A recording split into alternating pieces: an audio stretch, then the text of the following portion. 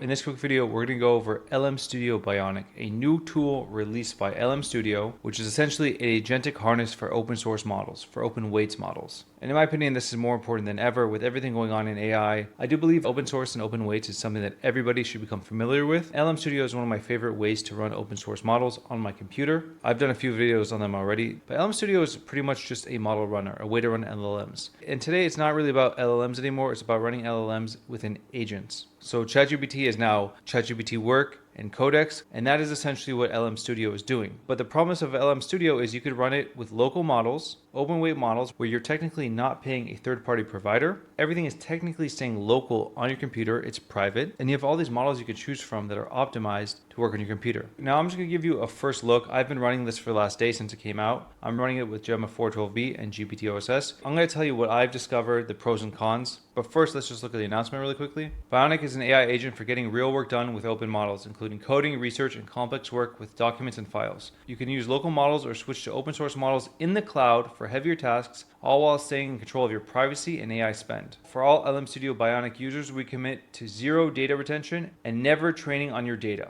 A Bionic agent excels at coding and document work, voice input with state-of-the-art local voice transcription, flexible model execution. You could run it either locally, LM Link, so LM Studio running on a different computer, or use the largest frontier open source models through LM Studio Secure Cloud. So essentially, this is a soft launch for their own cloud model services, kind of like what Ollama has been doing. They're also releasing this offline voice transcription, kind of like Whisperflow or Aqua Voice, and is running off of Voxroll by Mistral. And you can apparently run it in almost any app. So this might be a side feature that might replace one of the subscriptions you already have. It essentially has two modes, just like ChatGPT and Claude, work and code. For coding, you obviously want it to have shell access, just like Claude Code, Codex, etc. And here's the thing, Bionic works with powerful open source models like GLM 5.2, Kimi K2.7 code. I'm sure Kimi K3 is gonna come soon. And by the way, we get a trust me bro. These Chinese models are running on US infrastructure, but they're not really going into too much detail. So they're just saying, trust me. And for document work, slides and sheets, it's more in a sandbox, just like Claude Code work. You can have it organize local folders, edit files, summarize materials, all running locally on your computer with those open models. They support checkpoints and rollbacks. Here you can see the local models. And what's cool about this is if you're already running LM Studio on your computer and you download a bunch of local models, they obviously work now within Bionic. The one thing is you have to turn off your LM Studio server, which is nice because you don't have to have all these things running. That's how I would connect other things to LM Studio before. And then here they talk about their cloud inference with zero data retention with GLM 5.2, Kimi K2. And they point out here, when using cloud models, your requests are processed transiently and are not retained after the request completes. So the difference between this and previous LM Studio is LM Studio was able to run LLMs and use tools, but not make edits, not really take big actions. But Bionic is able to do that. You create multiple projects. We'll create a new one now. We'll call this for video. And you can see down here, it could either be code or work. So just like Claude Code work or Claude Code. Now by default, it starts in work. And if you do that, it won't have shell access. So in my case, I like to use code and you can choose the model. So here we have my three models that I have installed at the moment. One little bug I realized is that even though we just created this new project,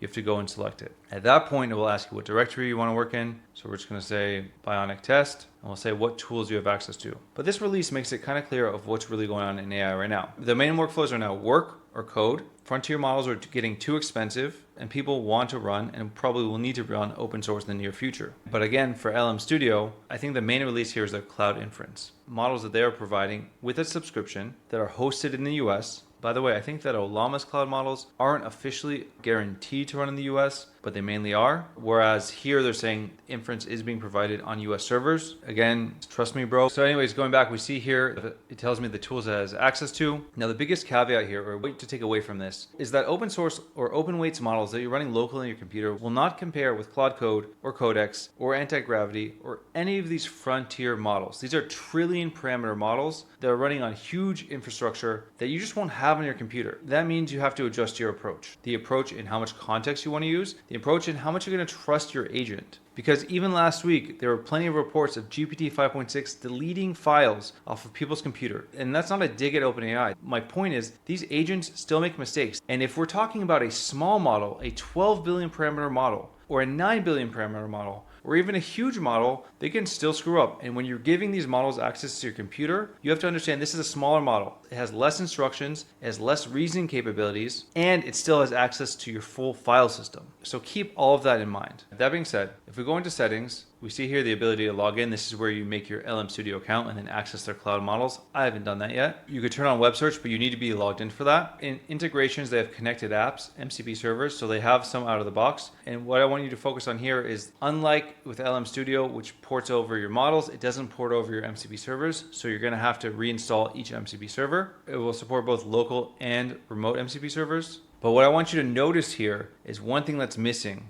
and it's crucial, and I'm sure it's coming, is skills. They don't have support for skills right now. And in coding agents specifically, skills are so important because they're reusable prompts. And I've done plenty of videos on skills, but the fact that skills are missing here means that the CLI tools I'm using are less powerful or less capable because the Bionic agent can't read the skills that go with the CLI tools. Now let's say you don't have LM Studio installed and you want to just start with Bionic and see all the different models that are available. You could go down to settings, explore, and choose whatever model you want. And then the most important setting that you should probably change is model defaults. What is the context window you want your models to run? Now this depends on your computer. You have to calculate, and you can have Claude Code or Codex, or even one of these models, calculate what the ideal context window you should define for whatever model you're running. So now I'm just going to have it use Bright Data CLI to tell me about the current situation with Fable 5 and if it's going to the subscription plans. So I'm going to send it off. And now we're going to watch it use tools, specifically the Bright Data CLI, to go get it. But again, because it's missing the Bright Data skills, because there's no way to load skills into Bionic, it doesn't use the CLI as best as possible. So it's using the CLI to understand what arguments it's able to run.